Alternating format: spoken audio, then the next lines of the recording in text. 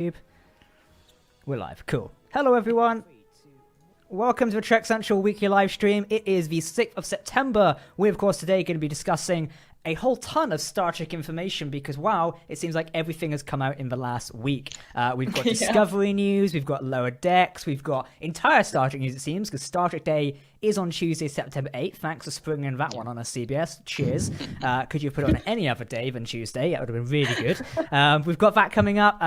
We've got new announcements for castings in Discovery, which we're excited to talk about. And plenty of information. Hopefully there's going to be some news on Strange New Worlds coming soon. But oh my, is it going to be a busy week. Anyway, I'm joined by my two co-hosts this evening. Commander Bree. Bree, how are you doing? Hello, I'm doing good. Just stressed with school. Which a lot of people can relate to that one. I suppose a lot of people have gone back to school now. So, yeah. And obviously, our special host this evening is finally in the flesh. Dom, how are you doing? We've got you a webcam. I am doing okay. We've finally got a webcam. I'm finally here. Round of applause, everyone. You know, it's been a long road. You're so happy that he has a webcam now. Oh, yeah. I'm glad that people have to put a face to my voice. It only took about 12 months, but we finally got there. Yeah. When did we start doing a weekly stream? Was it with Picard, wasn't it? Or It was because it was beginning with Picard because I came in for I think the second or third live stream for the Picard episodes. I think we started doing them in I think it was like November, December in the run up. We did on and off ones because I remember inviting Nick on before. I was like, come work for me instead. Yeah. And then we started regularly doing them with Picard and we've been doing them ever since, apart from a little dip there. So yeah, it's been pretty good to be honest. We've finally got your webcam now. People can see the Star Trek expert's face and Star Wars, and away we go. Anyway, we're going to jump straight into stuff today. I'm going to quickly put out a tweet saying we're live because else I'll forget. There we go. That should be going. Good. Ta-da! Right, okay, cool. Let's discuss. I think we should start with Star Trek Day, as that seems to be the big thing to talk about, and also it's the closest thing which taking place. So those who don't know, CBS is doing a massive virtual con, which is called Star Trek Day. Now, obviously, this year, due to a global pandemic, there can't be like different conventions around the world, simply because it's not really safe to happen. So instead, we're doing virtual cons. There's been quite a few already. I know we had Comic-Con at home only a couple of months ago now, and now we've got Star Trek Day, which is like Star Trek Las Vegas in a way, but at home. So on September the 8th, which is Tuesday the 8th, at 8 p.m. BST, and I think that is 3 p.m. PDC, is it? PST, I think? Oh, I can't remember the top of my head. Somebody will chat, it's on my screen. 12 p.m. PT, there you go. Star Trek Day is kicking off with 3 hours of virtual panels, celebrations, and everything. But on the same day, they're also doing a giant schedule of free stream Star Trek episodes and various amounts of stuff. Keep up to date on our social media. We're tweeting out the entire day's schedule tomorrow as they've uploaded to the site and talking about where and when you can watch your favorite things and where you can watch it as well. I know many of you are going to be asking me, Jack, is it available internationally? They have confirmed it is. Whether it will work will remain to be seen, but it is supposedly available internationally and is via the StarTrek.com website. So if you head over to StarTrek.com/day, it should take you to the right page, and that is where you're going to find all the schedules. But my fellow hosts, we've got a ton of stuff on Tuesday. Brie, what are you most looking forward to from Star Trek Day? I'm going to ask you first. Well, I would really like to see a new trailer for Discovery Season 3. I would really like to get some hints at what we're getting, like what we're expecting to see. I want my theories about Daniels to be true. I want them to hint at these things. I just want to know. I was saying in the video when we were doing the news one, I really want a more information on Discovery Season 3. I think it's time for a new trailer, considering we're like a month away, or less. Actually, we're exactly a month away now, because it's on the 5th of October. No, 15th, sorry.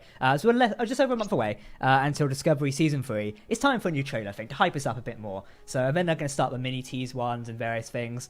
There's enough there to give us a bit of a teaser right now. And also Daniels, I'm currently writing a video on the Temple Cold War, so that is confusing as hell. So enjoy that video whenever it reaches the channel. But Dom, what are you looking forward to the most? So, talking about Daniels, we have an Enterprise panel. Oh, yes. And it is finally the return of Scott Bakula. After, I think the last convention he went to was 8 years ago at the first DST. Yeah, I think it's 2012. So, he's been busy filming NCS Los Angeles or whatever. So it's going to be exciting to listen to him, and hopefully it like beckons maybe a Enterprise short trek. One can only hope. I'm currently watching Enterprise at the minute. I've just been before I was like, come on, I was eating dinner. Watching it last night. I was watching season 2 of Night in Sickbay, where Porthos like falls ill and he spends it with Phlox.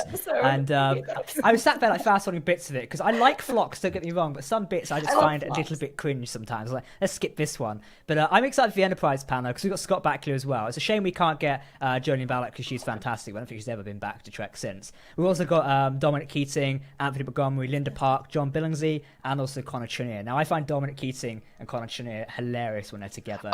I think I watched a part of their panel at DST. Hilarious, those two. And Dominic Keating's quite a good laugh as well. So I'm looking forward to that and what they bring to the panel as well. But along with that, Star Trek Day is also bringing us one panel I know many of us, including myself and TC's TJ, are looking forward to. And that is, of course, the Star Trek Strange New Worlds panel. This is taking place at 1 p.m. PDT. I think that is just an hour. I think it's 9 p.m. roughly. And this is the Star Trek Strange New Worlds panel with, of course, Anson Mount, Rebecca Romaine, Ethan Peck, Akiva Goldsman, who is sort of the executive producer of Strange New Worlds, and a couple of writers for the show, Henry Alonso Myers, Akila Cooper, and also Davey Perez. Is that Danny? No, is it?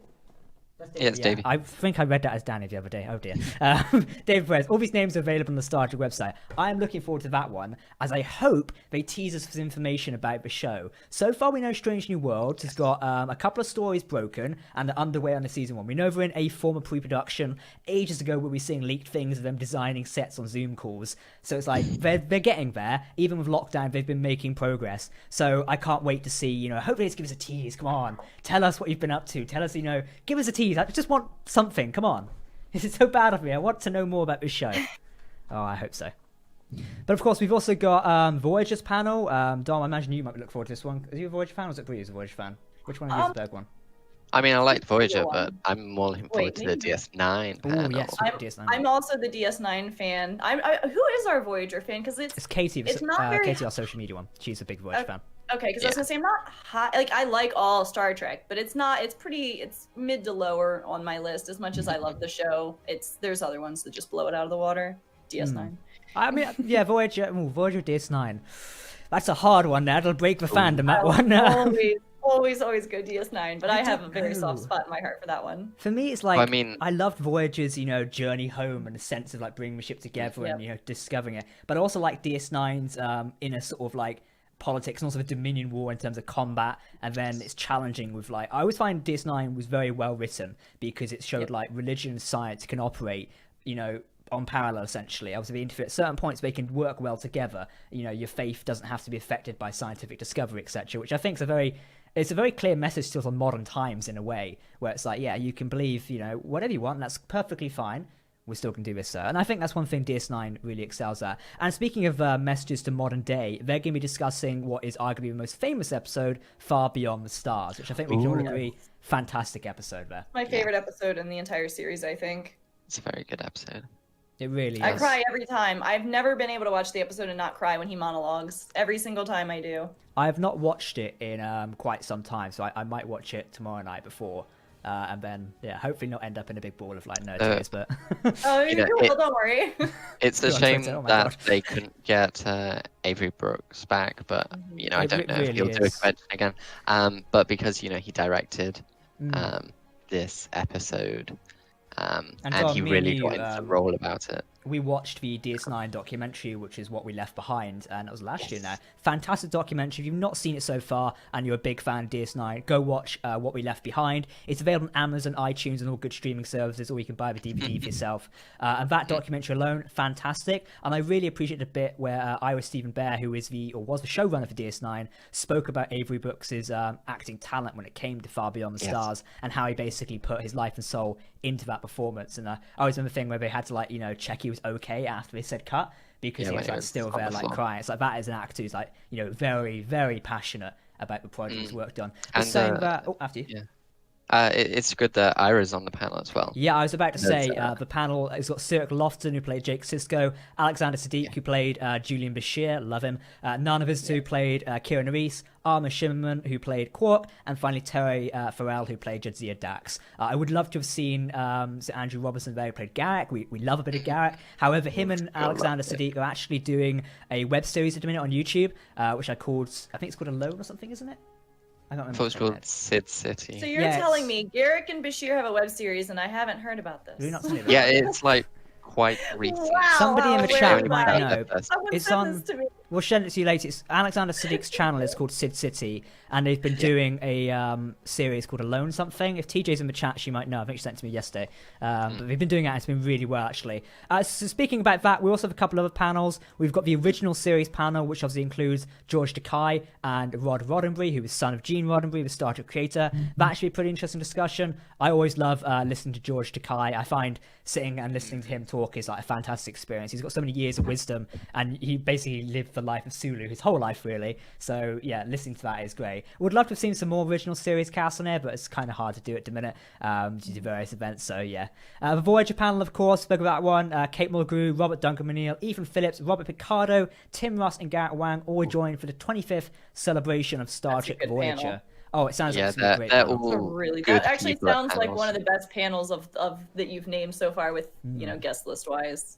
It's looking really good to us. I mean, I love like Kate Mulgrew. Our teacher said the Sid City series is called Alone Together. That's his website is sidcity.net. If you want to check it out, it's a little web series they're doing at the minute. I'd recommend it. We'll tweet a link out of it later in case anybody who wants to check it out. But yes, the Voyager panel. I'm looking forward to that because obviously this year is Voyager's 25th anniversary, and unfortunately, like, you know, a lot of events have been cancelled. I have a feeling if Star Trek Las Vegas was running, they would have done something for Voyager, but it's a shame it's not there.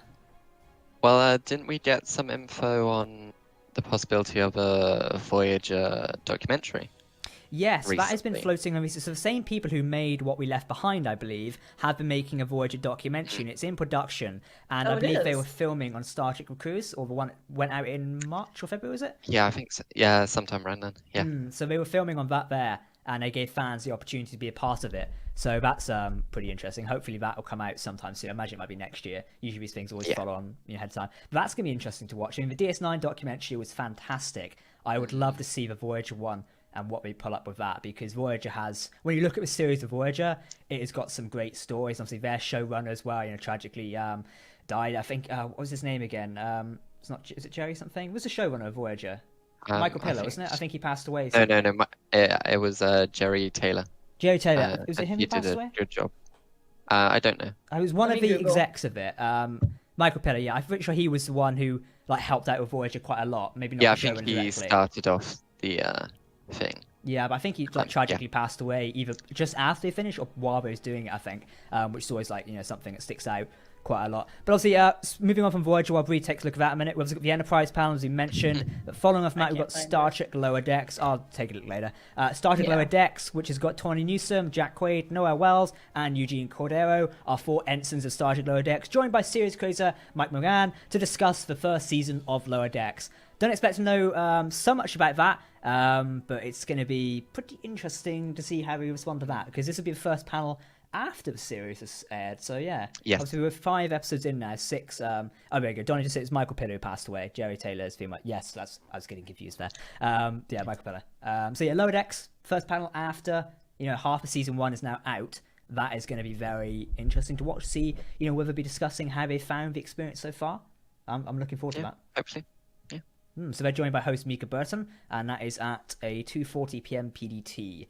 Finally, our last panel in Star Trek Day, of course, this is on September 8th. Don't forget, it's Picard plus The Next Generation. Host Will Wheaton is joined by Patrick Stewart and also Jonathan Frakes, the 2 legends of Star Trek Next Generation, and also Star Trek Picard, because Frakes was in that as well. They can't keep him away from modern Trek, thank God. Whenever I see Frakes now, I think of him, I'm thinking of that Twitter video he put up the other day of him driving a tractor. That is now just so... Oh my gosh, I saw that. He's like, where am I? And I'm like, you could be literally anywhere. What do you want from He's us? on Chateau He does Picard. that He's all doing the the time. fields.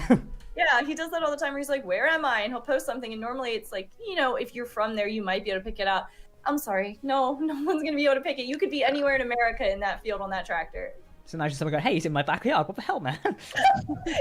Is that Jonathan Frakes in my backyard? Bloody hell. Make it so. I wouldn't be surprised. Yeah, I wouldn't be surprised. Love it. I mean, you'll hear no complaints from me. So yeah, Picard The Next Generation panel, obviously going to be pretty interesting. So Patrick Stewart and Jonathan Frakes looking back at The Next Generation, its legacy, and also looking back at season 1 of Picard, which, as I said earlier in our video, Picard aired this year. It feels like ages ago now, but it was only at the start of this year. And oh my god, I feel like 2020 has added. Oh yeah, it was last year. I feel like 2020 has added years on to all of us. To be honest, I now feel older than I did at the start. Everyone gets an extra 5 years for COVID. Yeah. I feel like we've all aged more than we actually have in this last year. We was at the premiere of Picard back in January now. It seems so long ago, and we're only in the bloody 9th month. It's like... Yeah. Can you imagine back in January, you guys actually got to go to a premiere? Yeah, it was pretty like mental, that was a thing that people could still do? I know, Yeah, we went outside to a cinema. I remember they say about socially distancing, and TJ's in the chat. Me and TJ did the press pool, and we sent Dom off to bury himself in the photographer's pool. But both these like pens were like sardines, basically, because me and TJ had to stand behind me, I was in front of me, and it's basically like a tag team operation. And we had all of these journalists lined up here, and everyone was just stuck together. You couldn't swing a cat, let alone a mouse, to be honest. You know, I found a similar situation in the photographer's pit. Yeah, we didn't see you for a good 3 hours. Yeah, I was lost for 3 hours. Just well, I gave him a camera and we gave him the pictures. press thing, and he went in there, and we came back with some good pictures, to be honest. Thank you. Yeah. Yeah, I was looking through the camera again recently. It's like, oh, what a nicer time. On my phone yesterday did, you've got a new memory, DST, Star Trek thingy. I'm like, oh wow, and it was the Lower Decks panel when we got the interview last year, and then the Andorian picture of Dom came up. So if you just look at Dom now and you imagine some Andorian antlers on it, that way I don't get in trouble for releasing the picture yet. So yeah, we're good. Release the pictures. 100k subscribers. Release the pictures. 100k. Okay, Dom, I'll make you a deal. 100k subscribers, and I'm allowed to release the pictures, but I'll also get you quite a few bottles of Picard wine. We'll talk about it after the stream. That means you won't see me next week, because I'll be beaten in submission. Chat, what are we saying? Thank you all for joining us tonight. We do always have fun with you guys joining us. Enterprise E is Enterprise Squared is one of my favourite episodes. I've not heard about one to be honest. I went to have a look around Piccadilly Circus an hour after Jerry Ryan was there. I know all the stars were wandering around in January, and I was like, oh, I want to go to the tube station now and have a wander. But it's like, you'll never find them. TJ says, a little tight but sure, everyone in each other's arm. But basically, it was like, you do get to know people rather well in a press pen, to be honest, as one thing. Donnie says, I do remember a time when Jonathan, Two Frakes, chatted with us in a Trek Central live stream. Yeah, I don't think that was Jonathan Frakes. But, I wish it was, but I don't think it was. It'd be great, but... We can all dream. Yeah. One day we'll get Jonathan Frakes on a Trek Central live stream after I've aged about 20 years. We're here in like 2040, and welcome back to episode 999. Lower Decks is the only show which I loved of this after 5 episodes are over, no more. So I've been seeing quite a few comments this week about Lower Decks, and I guess this leads us into our next discussion as well. Lower Decks episode 5. A lot of people have commented on our Facebook going, oh, I'm loving it. This series, like, originally I wasn't happy with it. Now I'm loving it. I'm thinking this is great, to be honest, because I love it when people go, oh, I now love the series. And I love it when people share their enthusiasm for a Star Trek series or anything like I work in, especially at Star Wars as well. So yeah, what do you guys think of episode 5? Bree, take it away. Oh man, I loved episode 5. It's tied for my favorite episode with I think episode 3, the one that you didn't like, Dom. Yeah. I think was episode 3, right? Yeah, it's tied with episode 3. I think it might have beaten it. It was just so funny. There were so many really good references, like both to Trek and to things that weren't Trek. I laughed more in this episode. I laughed a lot in episode 3, but this one made me laugh a lot too. Like the whole "Move, Jennifer." I love that bit. That all the time now. Like, "Move, Jennifer." And apparently that was improv. Apparently she said that was improv. She went on Twitter and was like, if I knew it was an Andorian, I would have said a more Andorian name. But I think it's enhanced by the fact that it's Jennifer.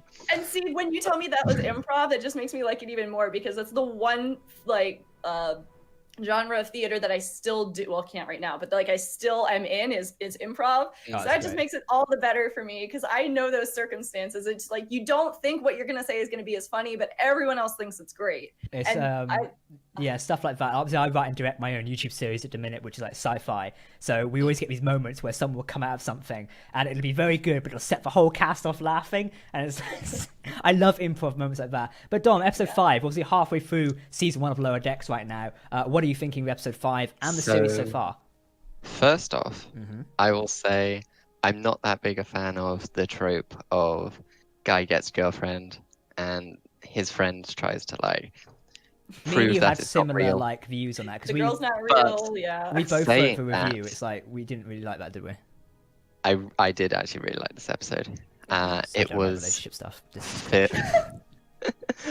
It was filled with some great references, like oh, he's a Kirk Sunday with Trip Tucker sprinkles. The Trip Tucker sprinkles did it for me. I was like, It was so good. And Mariner's like crazy conspiracies, being like, oh, she's a salt succubus or a Romulan spy, or like, Sullivan. The whole reference board there. It's like I can make so many memes out of that. A sexy person in rompers who murders you for going on the grass. Yes, like, the Next Generation episode. I was like, okay.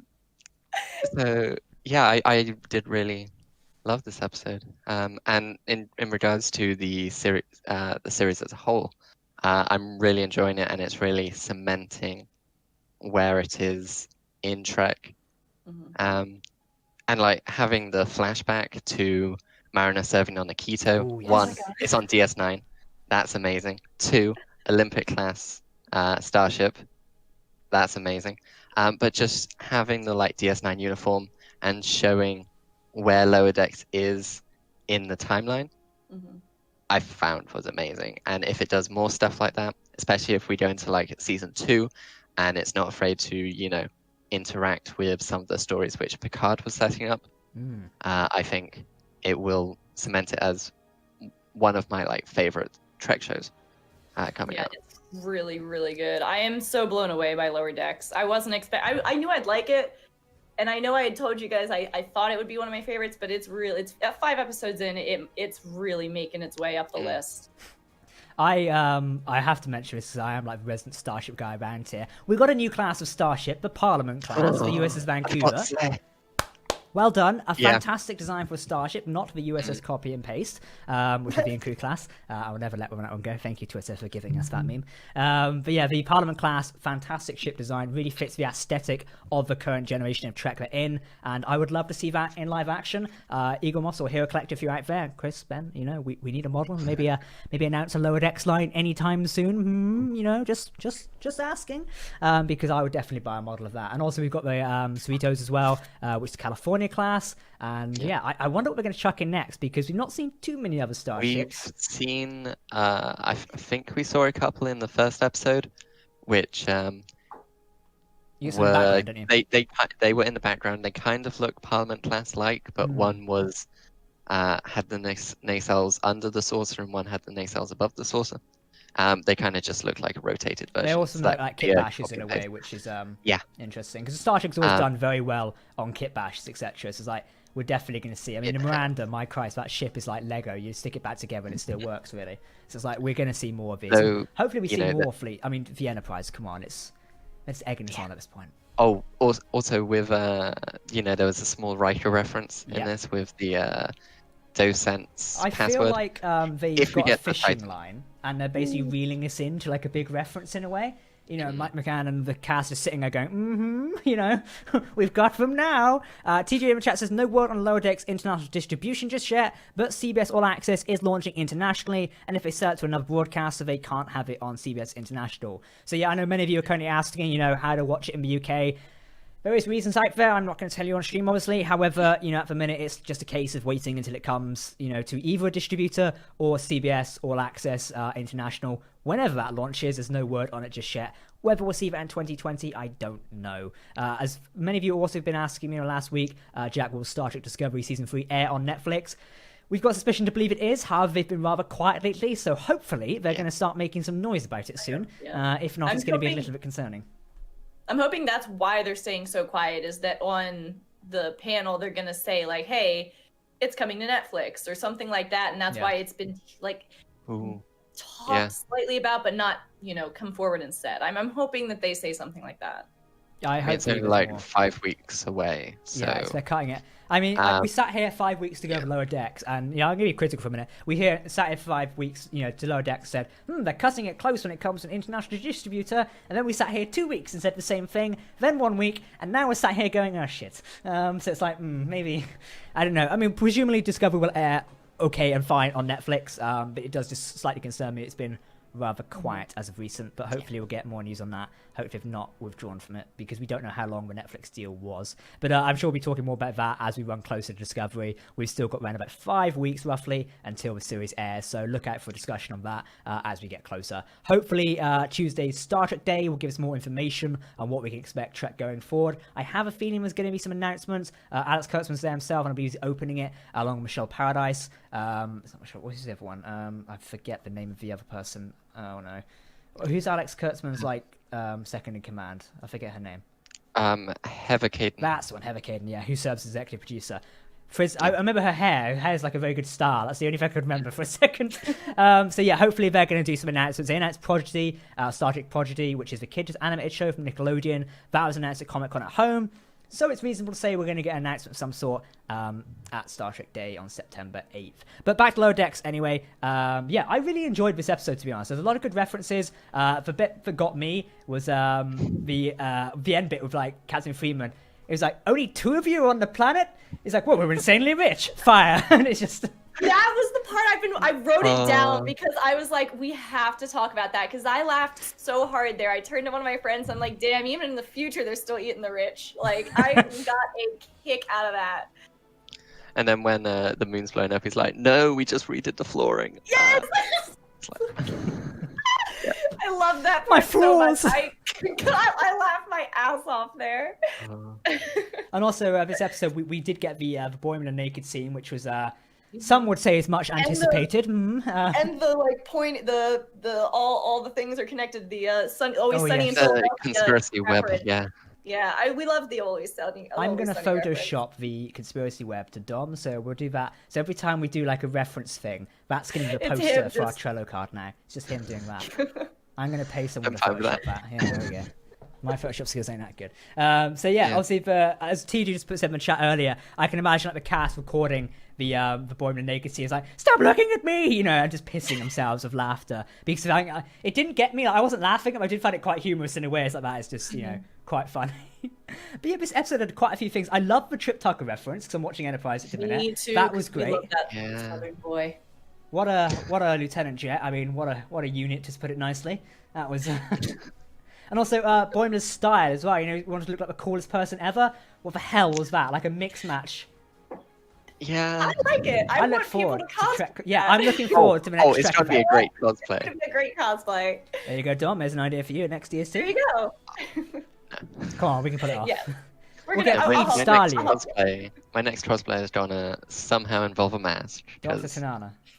I don't trust conventions anymore. Do you think the internet... really. I'm asking... I thought you were going to say you've become so internet famous at TC you're having to hide yourself. I was literally like talking about it, like a whole ass mask for a second. I'm like, but no. I mean, if Mick was here, I'd say you can consider wearing a bucket on your head. I think he has one spare. Only certain people will get that reference, and I'm allowed to get away with it. TJ is currently laughing her ass off. But yes, moving quickly on before I land myself in a heap load of trouble. Lower Decks, episode 6. We saw a little preview for episode 6. I can't remember it, so can any of you remember it? Because I can't. No, great. No, because when I did my rewatch for the reference video, I just stopped. Okay, well, one thing is, do you remember a Federation Starfleet type of transport? It's that one. Okay. So they see I think it's an Antares class starship in like a wreckage place, and they're recovering old cargo from it. And it goes back to one of the trailers where I think Boimler and Mariner mess up and accidentally make it blow up. Oh yes, we're gonna get. Well, no, we're so getting fired for this. Yes, so it's gonna be that, and seeing the Antares. I think it's the Antares class. With, I think it was an NCC 502. The only other Antares class we've seen was the NCC 501. So I'm interested in that because it's an interesting design. I don't think it's aged particularly well. Why it's still there in the 24th century? It's like, okay, that's a bit weird. So I'm looking forward to it now that I'm remembering it. So in the chat, stress-free cases. Exactly how many episodes has Boim, that's an interesting name, been stripped nearly naked? At least 3. Yeah, I mean, it's a running trend, isn't it? Somebody in the animation department clearly likes that one.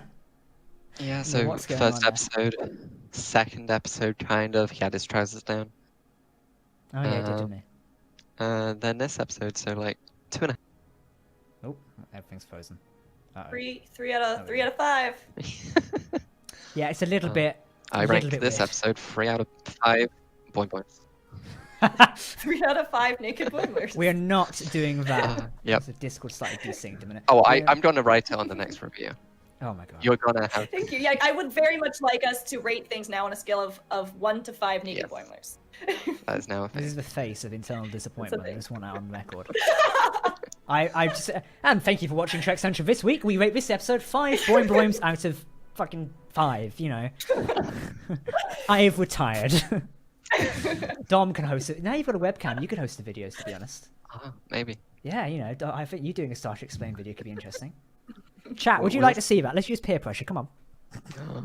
Everyone say yes. Deal well to peer pressure. Oh no. So you have to see, next week seems to be pretty interesting. I need to watch the trailer ahead of time. This week's gonna be very busy. Well, Jack looks like he's blushing. I'm not. This week looks like it's gonna be busy because we've got Star Trek Day on the 8th, and then we've got Lower Decks on the 10th. Yes, that's how numbers work, Jack. Which is gonna be very interesting. I honestly can't wait for the news we're going to get. I'm really excited. We're in a very good space with Star Trek at the minute. Mentally, I am sort of here, sort of somewhere else because there's so much going on. There's a lot of stuff going on. But what other good moments came out of Lower Decks episode 5 then? Before we do answer, chat, if you have any moments you'd like us to discuss from Lower Decks episode 5, Cupid's Arrow, please do let us know in the chat now. We'll discuss them in a little minute. A little minute? Oh, fucking English. A little minute. It's been a long week, right? I feel that completely. Start putting something in his tea in a minute. I mean, drinking some Picard whiskey or whatever it was. I don't know. Saurian whiskey. No, brandy, isn't it? Which is it? Saurian whiskey? Saurian brandy. Romulan ale, Romulan ale. Yeah, you know, there's Speaking so of much. which, Aldebaran. that does remind me. Star Trek Wines has come out with a new wine now, and I'm trying to find the article in front of me. I thought they hadn't released it yet, or like what it was. I thought pre-order. they showed. I thought they hadn't revealed it yet. They've revealed it, but it's open for pre-orders and will start shipping in October, I believe. The Star Trek Wines website never works for me. However, our good old friends over at Trek Movie have put up a little article. So we've got Klingon a blood wine at $50 per bottle. I was gonna say, I've already gotten them before, so I have to get this. Is that an empty bottle? Too. Just checking. Is that empty? It's empty. Yeah, I have 2 of each. One's full of this, and I haven't opened it yet. I have 2. I bought 2 of each, and I'm gonna do it for this one too, so I can have one and save it for a good occasion. At 100k and one to actually subscribers. try. At 100, if you want to get us to 100k subscribers, me and Dom are going to go for a bottle in one evening of like some alcoholic Star Trek thing. Yes, that'll be I fun. will. Just an alcohol-fueled Star Trek for you. We'll watch Star Trek 5: Final Frontier. Oh my gosh. And film it while drunk because that's the only way to like enjoy Star that Wars movie. Explained does like Patreon commentaries for Star Wars, but we should do that and just absolutely take the piss. Yep. So, speaking of which, before I tell about the Star Trek wines, Star Trek Day on September 8th has also got another event taking place on the evening, which is a Star Trek pub quiz event. Yes, I am entering the TC team into it, as it's going to be hilarious. Not sure if we can do teams just yet. However, strap in, as it's going to be quite fun. I'm trying to find the actual schedule in front of me now. It's disappeared in front of me. But I believe it's being hosted over on Twitch by Skullwheel, there we go. Which is Geeks Who Drink on twitch.tv/twitch.tv/Geeks Who Drink pub quizzes, and 4 p.m. PT on September 8th is a Star Trek Day pub quiz live stream. Not sure how you enter just yet, but we'll be tweeting out details on Tuesday and Monday. I'm going to enter the TC team in. We're not going to get ludicrously drunk. I'm not sure if I can stream it. If we do stream it, it'll be on my Twitch channel probably because I don't want to get the TC1 banned. My Twitch quiz and shatters anyway. We'll stream it on there. No, what we'll do is we'll do a TC, I can't say that on stream, but a TC channel where we just name it a couple of words, which I'll type it in the chat now and you can see what TC, this live stream's going rogue again. I'll name it that. I can't say it for obvious reasons. Okay, yes. And that'll be our like drunk stream channel. I like that. So yeah, the Star Trek pub quiz taking place. I'm looking forward to that. It's gonna be fun. Teacher says she has cider and rum on the go. If only they sent us a Lower Decks thing, we could have some cocktails, but alas, nope. Dom, what's your go-to Star Trek drink of choice when you're, I don't know, watching Star Trek and you feel like an alcoholic drink? Well, I've got a gin and tonic right next to me. Oh, nice. nice. I haven't been drinking that. But I mean, if me and some friends have decided to, when Discovery comes out, to try and make some Romulan whiskey. because I look forward to seeing how that goes. Instructions are there. I want to see the before and aftermath of that. Yeah. Jack, when you come up here, we can make some rolling whiskey. Yeah, let me take a couple of days off of that hangover. Teacher says, yes, let's make frozen margaritas. Oh my god.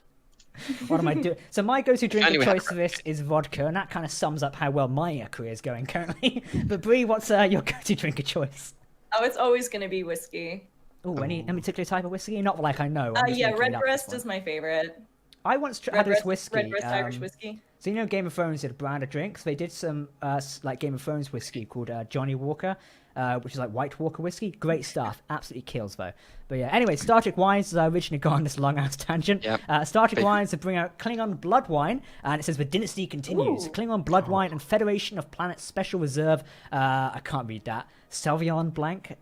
How would you say Sauvignon Blanc. Thank you. There you go. For us who do not know anything about wine, that's how it's pronounced. I love wine. That's why I bought 2 of each. Stick down a t-shirt. I love wine.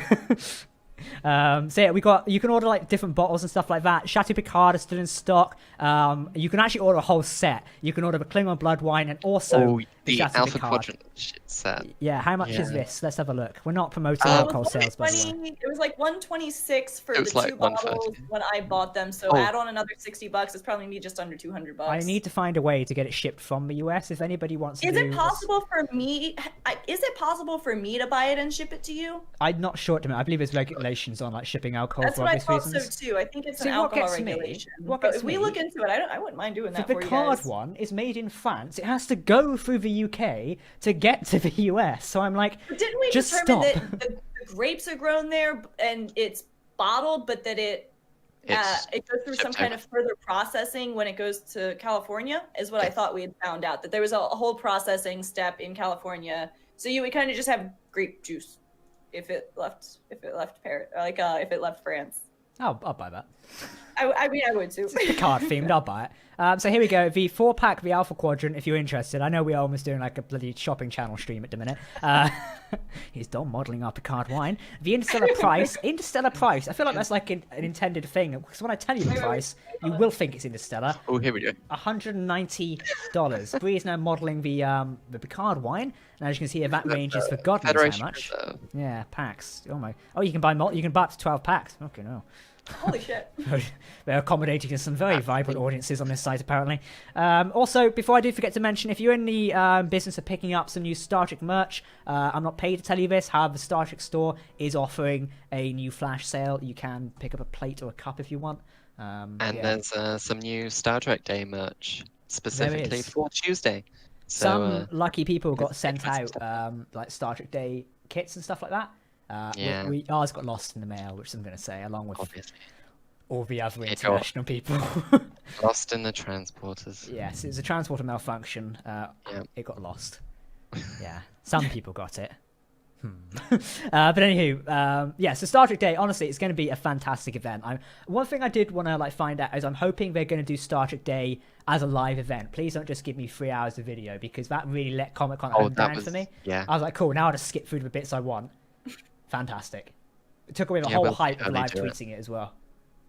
Honestly, not a fan. But I think that they're doing it themselves instead of through Comic-Con at home. Oh, God. I hope that it's better managed. And they know what they're doing. This would be like CBS's first big attempt at doing an event like this, I believe. Yeah. Well, everyone, I look forward to Tuesday. This is going to be entertaining one way or another.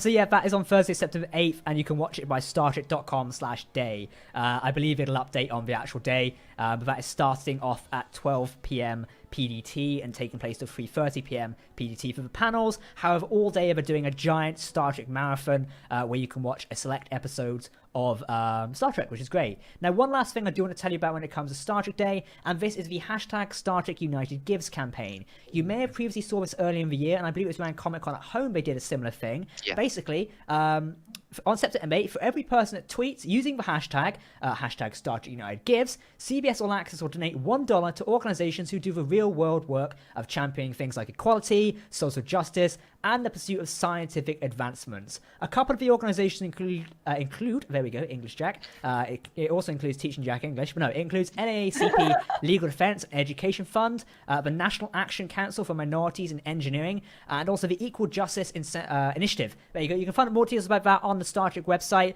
However, it's a great cause. All you have to do is put out a tweet. You can say, I love Star Trek, hashtag Star Trek United Gives, anything along those lines, and CBS All Access will donate $1 to organizations. That's for every person that tweets the hashtag, and that is hashtag Star Trek United Gives. We'll be doing our hashtag. Don't forget, retweets can help to spread the message. Also, but you tweet need on to do your an alt independent accounts, tweet. everyone. Yeah, go into those Stan accounts. We already have them. Every alt account you have. Yeah, your Riker Stan accounts, get them out and start tweeting on there as well. So as TJ just put in the chat there, full Star Trek Day schedule is available at startrek.com/day. Check it out. I'm sure we'll be updating you on Twitter and Facebook tomorrow ahead of times. And on Tuesday, we'll be live tweeting and doing live coverage of the whole event. So if you don't have the time to watch it yourself, don't worry. We'll be covering everything on Twitter, Facebook, Instagram, and also a roundup video on YouTube over the next couple of days when that goes live. But yeah, I'm really looking forward to Star Trek Day. DS9's gonna be fun. I really want the Enterprise panel. Just give us an Enterprise short trek. Come on. Yeah, I'm. Wait, the Enterprise panel? Who did you say was on it again? So we've got Scott Bakula, Anthony Montgomery, John Billingsley, Dominic Keating, and Connor Trenier and Linda Park. There we go. I just had to make sure Connor was there. We're good. Yeah. We gotta get those Trip Tucker sprinkles. I wonder if he's aware of the reference now. I was about to ask, and I was like, he has to know that they made that reference in the new episode. There are so many weird fan arts on Twitter of a Kirk Sunday with Trip Tucker sprinkles that I'm sure he's been tagged in. That I'm sure he does not know why it exists. He's like, why is this he's happening? Confused. But yeah. That is going to be funny. I know a few people listening in the chat, they're asking where's T'Pol. So Jolene, is it Balak, how you pronounce her last name, I believe? Or... Jolene? Something like that. Anyway, she's not on the panel. I don't think she's actually been to any Star Trek themed stuff since Enterprise ended. I think she was at one convention maybe. But I have a feeling her ending with the franchise was not the best in a way or something like that. I just don't believe she's ever returned to it ever since. It's just a shame. She was a fantastic actress, and T'Pol was a fantastic character in Enterprise. Oh, she really did. I've been watching it at the minute, and I'm on season 2. It's like I just loved the development of that. There's so many great moments in Star Trek Enterprise, and I'm going to do a series of videos soon when I get the time. So look forward to that in 2021 on that Enterprise and where it is now. Because Enterprise's story, as Dominic Keating put it in a recent interview, they were robbed of their 7 seasons. They deserved 7 seasons of that show. Oh, especially with the ideas the Romulan War, the Ware Battle, and everything. Yeah. I don't know that ship repair station was actually meant to be a prolonged storyline at some point. It did get turned into books after a while. Did you know it, Dom? Yeah. Didn't know about that. No. So in the memory beta lore, or the extended Star Trek canon, they actually go after the Romulan War, I believe, ends, and they clean up that mess.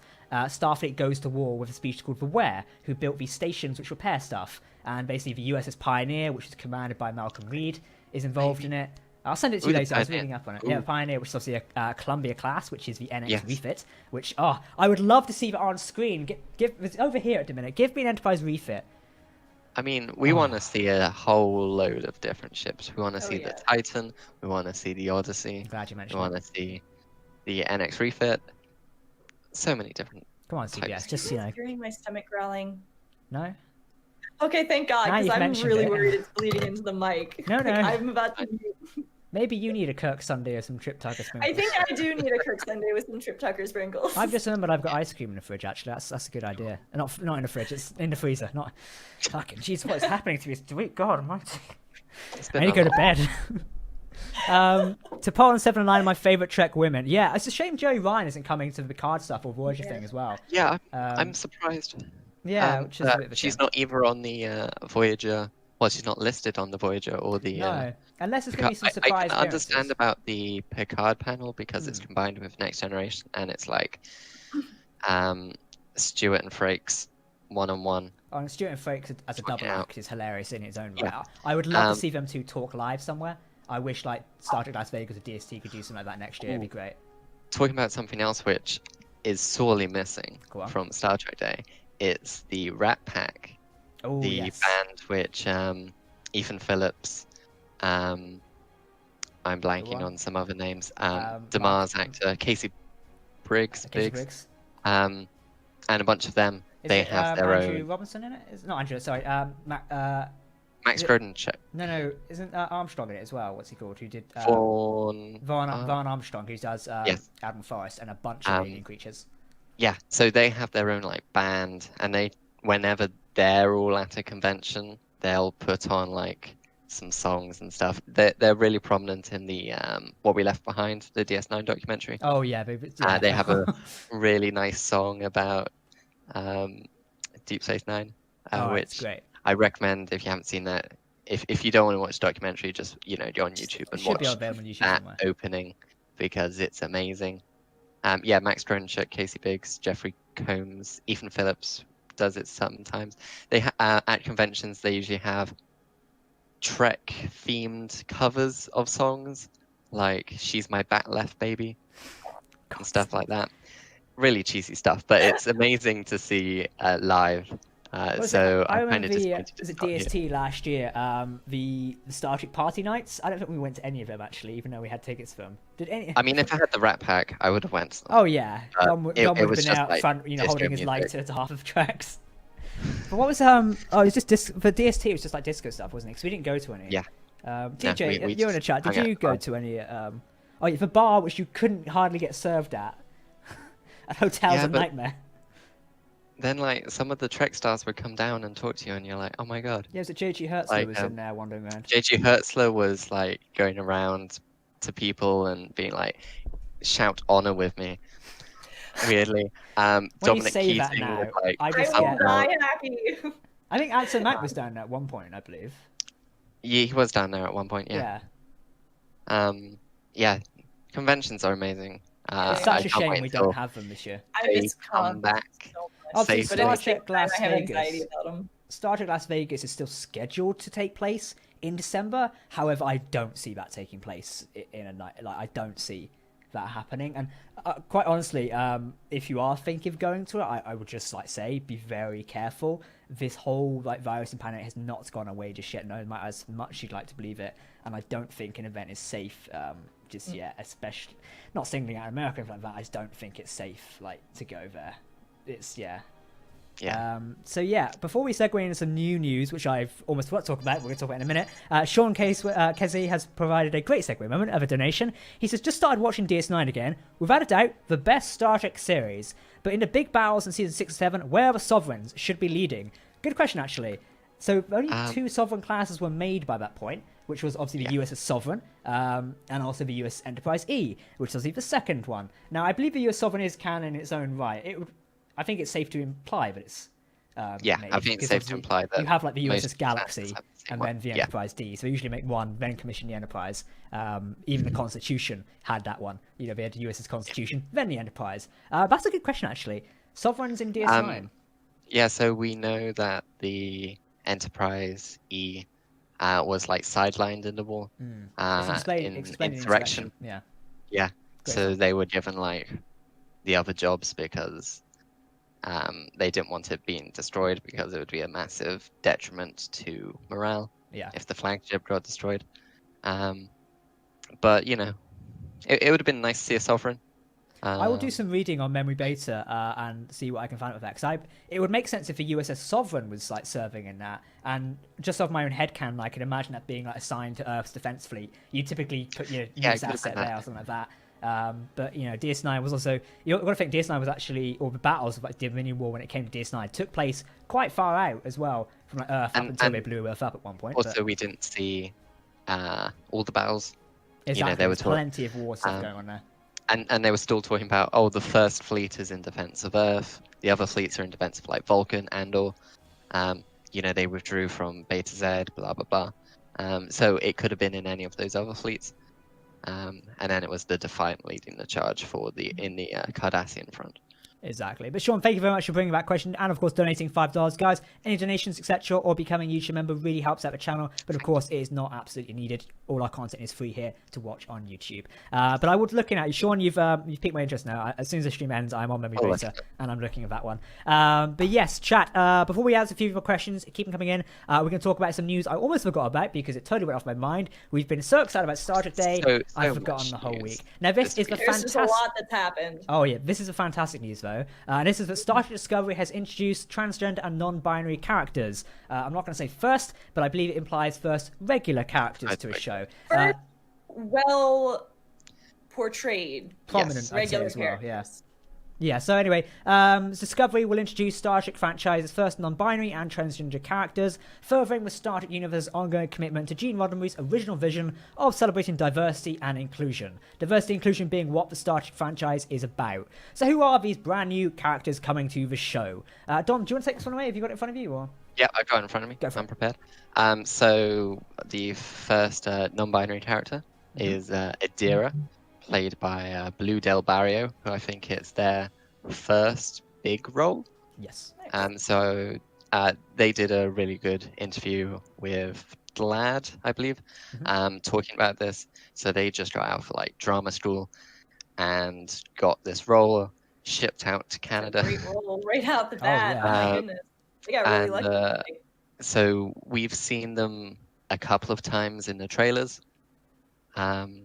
And it's described that Adira is highly intelligent with a confidence and self-assurance well beyond their years. They will find a new home on the USS Discovery and form an unexpected bond with Lieutenant Commander Paul Stamets and Hugh Culber. I love the idea of it. I love Stamets and I love Wilson Cruz as Hugh Culber, and seeing those two almost like the supportive, almost like dads in a way to the younger members. Like I can't wait to see how this plays. That sense of family of Discovery is coming back really well there. And who's next in the interview with Blue, she said they said that Adira has lost their memory. Okay. Or something like that, and goes on their own self-discovery in Discovery, which will be interesting to. I was going to say that sounds like an interesting story. To see how that develops. Fair enough. And the other person we have next? Yes, so we have the first transgender regular character is Gray, portrayed by Ian Alexander, who I've been told they did great in The OA and The Last of Us Part 2. Yes. Which is I thought that name sounded familiar. Yeah. I was wondering. And Gray is described as an empathetic, warm, and eager to fulfill his lifelong dream of being a Trill host. But he will have to adapt when his life makes an unexpected turn. So from that, we know they're not joined, which I didn't see that before. I must not read it clearly. Yeah, I think I was too excited at that point and read of that one. Yeah, it's just like Trill character. We love the Trill though, so it's fine. We've seen a character in the Trill symbiote pools. I presumed that was the non-binary character when we didn't know about this. About Gray. It doesn't look like it's Ian Alexander, though the footage isn't clear that much. I will have to go back and look at another point. However, I think that is Blue. Yeah. So it'd be interesting. I think it'd be really interesting seeing how they change as a person if they do get joined. I would still. It's a difficult story to write. It's only a challenge for writers if they do decide to take that frontier. Because you don't want to explain things away as being alien when it's not. It's natural. It's a very difficult thing. I really hope they write it well. Yeah. If they pull it off, it has the power to really do something good. And I'm seeing a lot of positivity about this online. These two new characters being introduced to Trek. And as T just reminded me in the chat there, last year at DST, which is Destination Star Trek, Wilson Cruz spoke very highly about, working with new characters on Discovery and how excited he was for that. Because Discovery is pushing the boundaries of Star Trek's inclusion and diversity, what the franchise has done for the past 50 years. And we always hear, how it could have done better in certain series, particularly in DS9. We talk about that in a documentary of how they wanted to push the boundaries a lot more, but were limited due to execs at the time. And almost this is where streaming is a benefit in a way, because they don't have to worry about studios being scared of the idea anymore. Now they can do it, and tell the stories they wanted to do. And what's interesting in this article is that, talking about the writers trying to pull off these stories well, it's that they worked closely with the actors and also some other consultants to create the extraordinary characters and bring their stories to life with empathy, understanding, empowerment, and joy. So hearing that, I am very hopeful. Yes. I'm still kind of cautious. Of course. Because, cautiously like I said, hopeful. Yeah, but hopeful. And, if they do pull it off, it'll be amazing. So, yeah. So 2 new donations have just come in. Amir says, you would think within a chill society there would be a huge LGBTQ community due to the effects of symbiote on a person. Also, thank you to William Mann for donation. I'll read that one in a second. This has been discussed in Star Trek before. I'll always remember that scene from DS9. And it's shown the chill society takes on, the LGBTQ community really well. I believe it was when one of the Klingons comes and speaks to Jadzia. Oh, yeah. What does he say?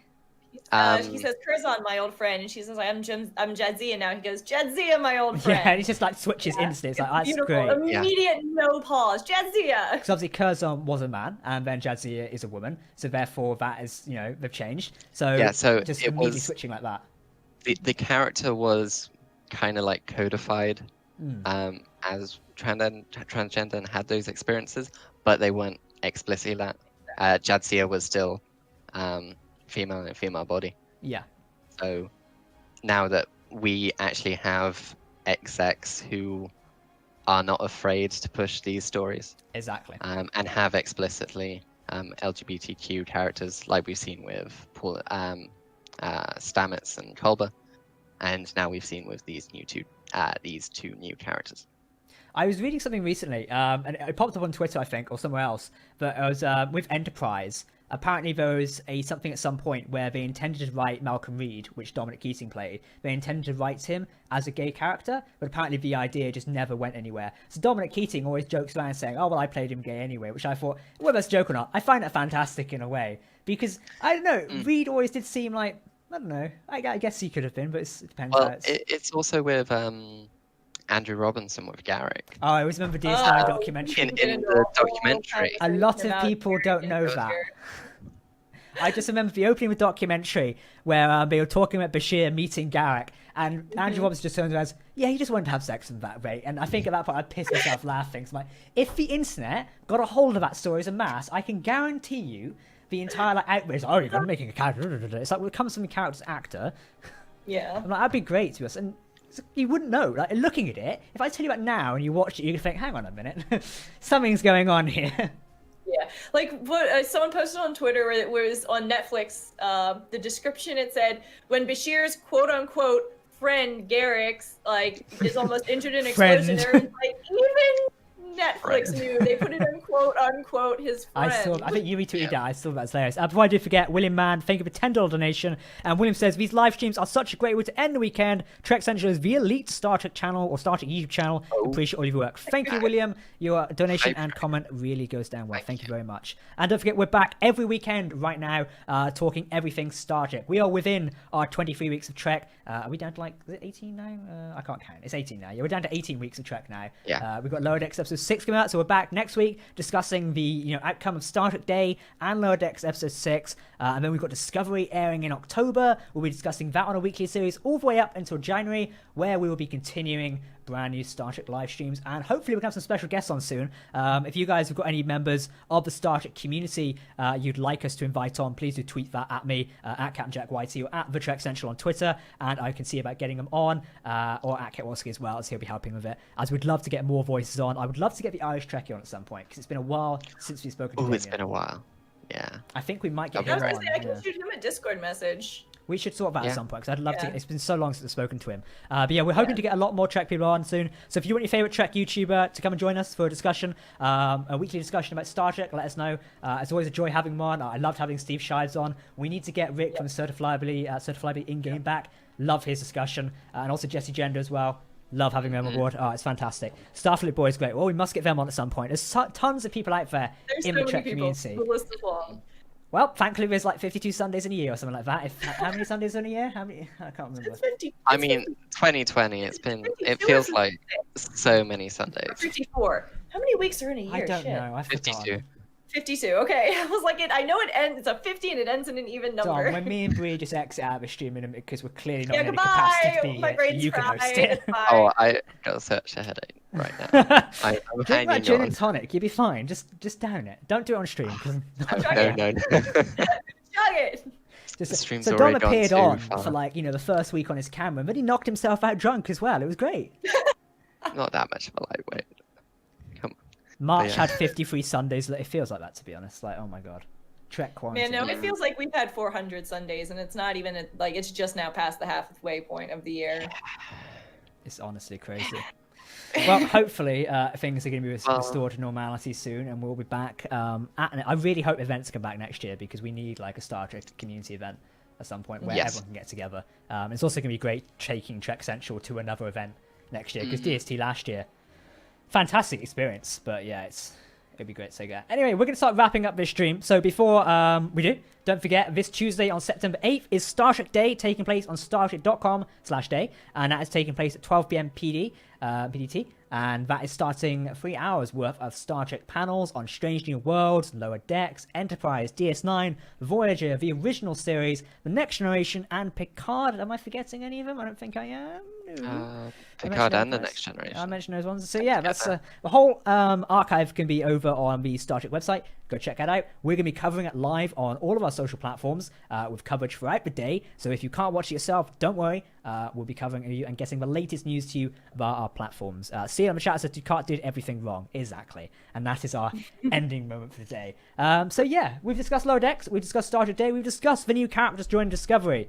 If you want to check out all our news and information for the previous week, you can find it here on the Trek Central YouTube channel, and you can also keep up to date with the latest posts in the Star Trek universe via our social media accounts. All the links are down below in the video description. We'll be back next week discussing the latest Star Trek news coming out of Star Trek Day, and that will be on Sunday, I think it is. I should get these notes in front of me sometime. Sunday, September 13th. I should just have like a giant memo of shit I need to say at the end of the stream, just there. It'd be great. Yep. So we'll be back Sunday the 18th, 13th, not the 18th. I literally just said the day. My class.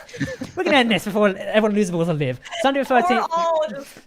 We'll be back at 9 p.m. BST. Hopefully with a special guest maybe, discussing the latest Star Trek Day news and also Lower Decks Episode 6, which is going to be very fun. Before I do go, Sean has dropped another $5 donation. He says, agree about Trek Central. Nice to see new characters being welcomed on, not slated, and get Anti-Trekker on. I'll look at their channel and see if we can get them on. That could be a good idea. If you do want them on, tweet to them as well. Tag us in tweets. We'll see about sorting something else, stuff like that. I always like having people with vibrant different discussions on and seeing what we can come about with. Well, Brie, thank you very much for joining me today. It's been a pleasure having yourself as always.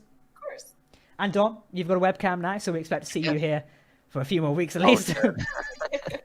It'll be my pleasure. How has the first stream on webcam been for you? It's been fine. Yeah. Fine. I hope it's been good for everyone watching. Chat, you know what to say? Let us know. Would you like to see more of Dom on webcam in streams? If you say no, I'm banning you, so just say yes anyway. I know. Everyone better say quickly. Yes. Teacher says, have a great week, everyone. Of course, this week is going to be fantastic with Star Trek news. Do enjoy it. We are in a very brand new golden age of Star Trek concept in a minute. So appreciate it while it's here, as it is going to be fantastic. Thanks for another fun live stream. Of course, everyone, thank you very much for tuning in these weekly streams.